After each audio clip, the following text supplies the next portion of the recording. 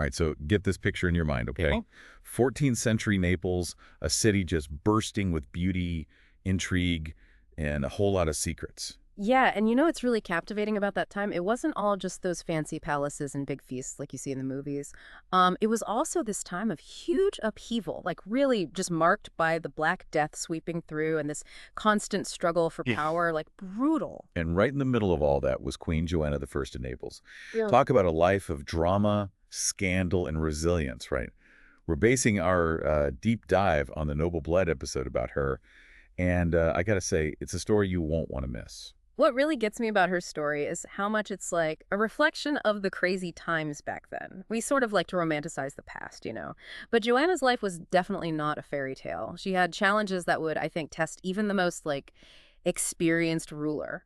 I mean, imagine dealing with all the political stuff and then being accused of murder on top of it. It really makes you wonder, like, how much of her story was really her own choices, and how much was just like what people expected of women in power back then, especially when there weren't many female rulers at all. Yeah, exactly. And to really get how big of a deal her journey was, we got to go back to how she even got to be queen in the first place. Like, her rise to power was not typical at all. So let's rewind a bit. Her grandfather, King Robert the Wise, he wasn't supposed to be king. I mean, he was the third son. Right. So it wasn't just about being born later. His older brother, Charles Martel, he was supposed to be king, but then he died unexpectedly, leaving a young son. Carobert was his name. But even though little Care Bear was next in line, technically, King Charles, Robert's father, he decided a 7-year-old just wasn't ready to rule, especially with all the military stuff going on, trying to get Sicily back. Talk about complicated family drama, right? Absolutely. And then Robert's other brother, Louis, he was like super religious, like totally devoted to his faith, and basically took himself out of the running for king. So that left Robert, the third son, to step up. Wow. Can you imagine the gossip at court? People must have been shocked. Oh, yeah, totally. And then to make it even more complicated, Robert didn't have any sons to, take over when he was gone. And that's where Joanna comes in. So you've got a king, no male heir, and suddenly his granddaughter becomes the whole focus of his succession plan. Like, she was 4 years old when she was named the heir. That must have caused quite a stir. It was super unconventional, especially for Europe back then. Like, think about it, 14th century, people's ideas about women rulers were, shaped by all these cultural and religious beliefs that basically said women should be, like, second to men. Right. I mean, even in France, around the same time, women couldn't inherit the throne at all. It was against the law. So Joanna's situation was definitely like going against the grain, which probably set her up for all those challenges she faced later on. Totally. Yeah. And that decision to make Joanna the heir, it caused so much controversy, not just within the family, but all across Europe. It's like they put a target on her back, made her a threat to anyone who liked the old way of doing things, with men in charge. So here's little Joanna, suddenly in the spotlight, carrying the weight of a whole kingdom on her tiny shoulders. What was her childhood even like with all this crazy politics going on? Must have been a wild way to grow up. Well, from what we know, it sounds like her early life was this mix of like privilege and serious preparation. Like, imagine growing up in this huge, lavish palace, the Castel Novo, with servants and everything. Sounds like a fairy tale, but knowing what we know now, it's kind of hard not to imagine a bit of a dark cloud hanging over it all. For sure. Her grandmother, Queen Sancha, she was really big on religion and taught her to be very devout. And then King Robert, her grandfather, he introduced her to all the fancy stuff like music and court life. It's like they were trying to, give her the tools to be a good ruler. Yeah. It's interesting how her upbringing reflects the two sides of what being queen would be like, balancing religious devotion with all that worldly leadership stuff. But even with this seemingly perfect childhood, there was this threat lurking, like a ghost from the past that could mess everything up. We're talking about Carobert, right? King Robert's nephew, who they sent off to Hungary. Remember, he was the son of Charles Martel, the one who was supposed to be king.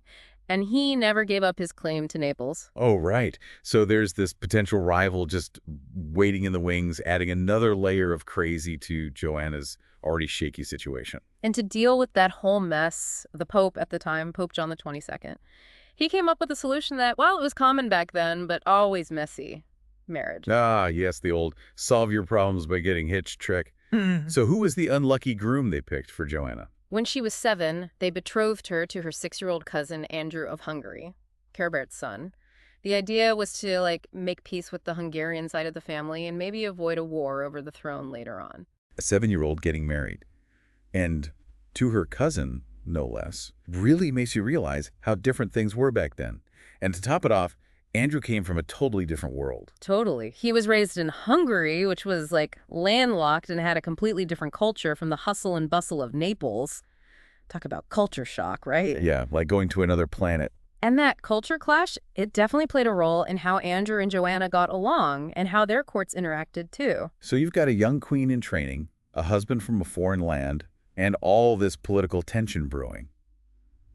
Yeah, it sounds like things are about to get interesting. It's like a recipe for a power struggle, right? Yeah. You've got a young queen, a foreign husband, and a whole web of political intrigue. So what happened next? Oh, it got worse, all right. When King Robert died in 1343, it really blew up.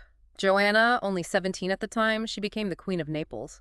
But her troubles, they were just getting started. 17. Wow, that's so young to be dealing with all that. I mean, running a kingdom is one thing, but she also had Andrew, her husband, trying to take control too, right? Oh, yeah, and we can't forget the Hungarians in all this. They thought Andrew was the rightful king, even though Robert's will was clear that Joanna was the heir, period. All that tension that had been simmering, it just boiled over. It sounds like she was surrounded by people who wanted to control her or use her to get what they wanted. How did she even handle that kind of pressure? Well, to make things even more complicated, there was all this drama within her own court. Her aunts, Agnes and Catherine, they were fighting for power, too. So she's got that going on top of everything else. Family and politics, what a mess. So how did Joanna deal with all these different factions within her own family? She tried to keep things balanced, but it was super fragile. And on top of that, her marriage to Andrew was falling apart. Not surprising, really, is it? Hmm. They were basically strangers forced into this marriage for politics, and now they're fighting over the same throne. Exactly. And as if things weren't complicated enough already, then these rumors started going around. People were saying Joanna was having affairs with two guys at court. Juicy court gossip. Who were these guys? And how did those rumors affect her, as queen? One was Robert of Cabanas, part of her government and a friend for a long time. The other was Louis of Taranto, her cousin. He was known for being really charming. So let me get this straight. She's got a power struggle with her husband, her aunts are scheming, and now there are rumors she's cheating. What did all that do to her reign? Whether the rumors were true or not, it didn't matter. It made her look bad, gave her enemies more reasons to attack her. It was like, oh, everyone was whispering and plotting. Yeah. No one knew who to trust. And then everything changed. Andrew was murdered. Now we're getting to the good stuff. Uh, Tell me, what happened to Andrew, and how did it affect Joanna? So, September 1345, the whole court was at this castle outside Naples, Aversa. And late one night, Andrew was lured out of his room and killed. Like something right out of a movie. What happened? How did he die? It's all pretty mysterious, but the stories say it was brutal. They strangled him, then threw his body out the window down into the garden. That's awful. And of course, everyone immediately suspected Joanna, right? It's her husband, and she would have been the one to benefit most from his death. Yeah, that was the popular theory for sure. But the whole investigation was such a mess. Everyone was using it for their own political gain, so who knows what really happened? So basically, everyone had an agenda, and the truth got lost in the shuffle. Who was in charge of the investigation, and what happened? It was Joanna's cousin, Charles of Durazzo, the one who was feuding with her aunt. And surprise, surprise, he decided a group of nobles did it, including a woman who was close to Joanna. Very convenient. Yeah, convenient is one word for it. Sounds like he used the whole thing to get rid of his enemies and grab more power for himself. What happened to the people he accused? They were tortured until they confessed. Some of them were even executed. It was barbaric. It wasn't about justice, just politics. That brings us back to Joanna. Did she have anything to do with it? Did she plan it? Or was she really innocent and just caught in the middle of all this? Wow. That's the million-dollar question. Historians have been arguing about it for centuries. There's no real proof she did it, or that she didn't. So we're still left guessing. How did Andrew's death affect her, though? It must have been total chaos for her. Absolutely. Imagine it, you're a young queen, pregnant with your first child, and suddenly everyone thinks you're a murderer. And on top of that, the Hungarians are furious and want revenge for their prince. It was a nightmare. Like a perfect storm. How did she handle it? Did she just give up, or did she fight back? She was tough, I'll give her that. She had her son, Charles Martel, hoping that would calm the Hungarians down and make her claim to the throne stronger. Wow, she kept going through all that. So did having a son fix things. Did the Hungarians accept him as their new prince? Not a chance.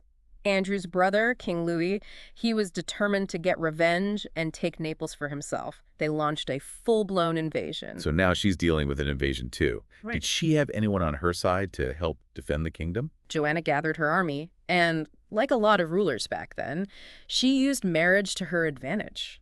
Remember Louis of Taranto, the supposed lover? She married him to get his family support. They were powerful. Using marriage as a political tool. Classic. Mm. But even with those moves, could she stop the Hungarians? Did she manage to hold on to her kingdom? Things were looking really bad, and Joanna had to make a terrible choice. She left Naples, leaving her baby son behind. It was a desperate move to save herself and try to come back stronger. Wow, a queen fleeing her own kingdom, leaving her child behind. That's intense. What happened to her son, and where did she go? Did she ever make it back to Naples?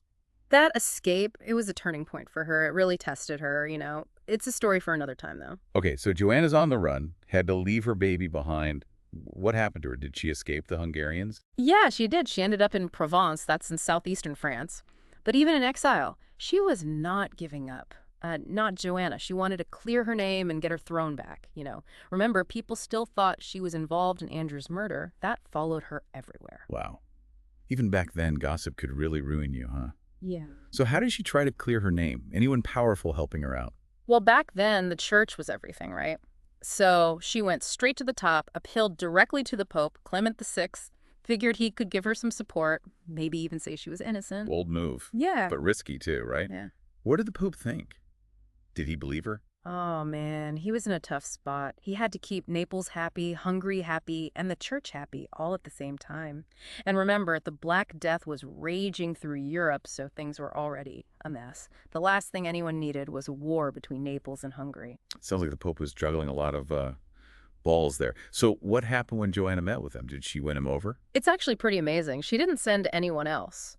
Went to Avignon herself, where the Pope's court was, and spoke to him directly. In Latin, no less. It was the language of, like, scholars and diplomats.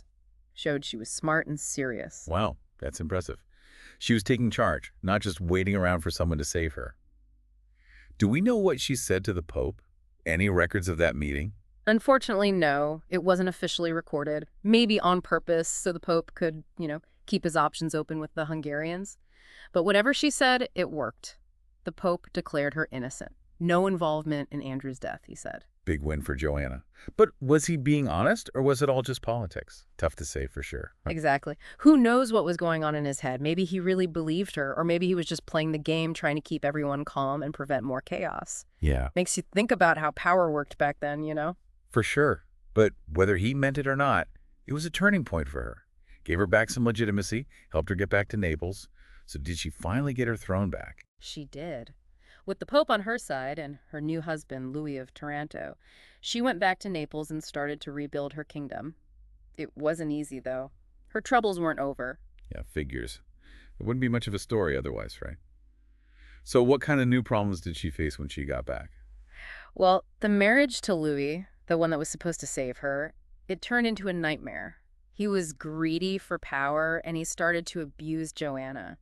She was basically a prisoner in her own palace, controlled by the guy she married for protection. Oh, man, that's rough. She tries to protect herself and ends up trapped in another way. It's like she was always fighting against people who wanted to use her or control her. Family, enemies, everyone. How did she deal with that? You gotta admire her strength. She went through all that, but it definitely left its mark. And then she had people she thought she could trust, even family, betray her. Switching sides when it suited them just made her even more isolated, you know? Holding on to power was a constant battle. Wow, she really went through it, huh? Did she ever escape from Louis? Did she ever really rule on her own terms? You know what? Fate stepped in a way. Louis died in 1362. So yeah, she was finally free and in control of Naples again. And for the next 20 years, she ruled as queen, showing everyone how strong she was, how she could survive in that world of politics. Those 2 decades must have been a relief after all that chaos. Yeah. What did she achieve during that time? Was Naples a good place to live under her rule? Let's just say it wasn't a vacation. She had wars, political scheming, and then there was the Western Schism. That was when there were two popes, both claiming to be the real deal and both demanding loyalty from everyone. 2 popes. Talk about a headache. How do you even rule a kingdom when the whole religious system is split in two? It was a total balancing act. And, well, the choices she made ended up having huge consequences. She was backing the Pope in Rome at first, but then switched over to the one in Avignon. That came back to bite her. So even when she finally had a chance to, be a real queen, she was still stuck in all this complicated political and religious stuff. Did that decision, switching to the Avignon Pope, was that what brought her down in the end? It was a big part of it, yeah. She was betrayed and imprisoned by Charles of Durazzo, distant relative, but he used her support for the Avignon Pope as an excuse to take over. Pretty harsh ending for someone who fought so hard to be independent and powerful. Man, after all that, betrayed and imprisoned by her own family, that's tough. What happened to her in prison? Did she die there? Yeah, she died in 1382, most likely murdered. We don't know exactly how it happened. Some say strangled, some say smothered. Not a good way to go, especially after everything she went through. That's just sad. Survives wars, invasions, accusations, betrayals, and then dies in prison because of her own family. It really makes you think about how fragile power is, even for a queen. Anything else we know about her death? Was she at least buried properly? Not even that. The Roman Pope had excommunicated her because she supported the Avignon Pope, so she couldn't have a Christian burial. They just dumped her body in a well behind a church. Kind of a final insult, really, for someone who was once a queen. Wow, what a story. Full of drama, betrayal, and resilience. Joanna of Naples was a woman who broke the mold, challenged the rules and fought for her place as a ruler. Her story shows that even when things are really bad, people can still survive. But it also shows just how messed up things were back then, how power and ambition could make people do terrible things. And her story also reminds us that history isn't always black and white. We'll never know everything about Joanna, why she did what she did, or how all those events really went down. Was she a victim or a mastermind or a bit of both? There's still a lot we don't know. That's what makes it so interesting, right? Makes you think, look at things from different sides. The past was a complicated place. It's all mixed up. Ambition, love, betrayal, resilience. It's a story that still grabs us, even after all these centuries. If you want to know more, you should definitely check out the full Noble Blood episode. It's a wild ride through medieval politics and court life, all about a queen who refused to be forgotten. And who knows, maybe you'll come up with your own ideas about who Joanna really was. Until next time, keep exploring, keep asking questions, and keep diving deep.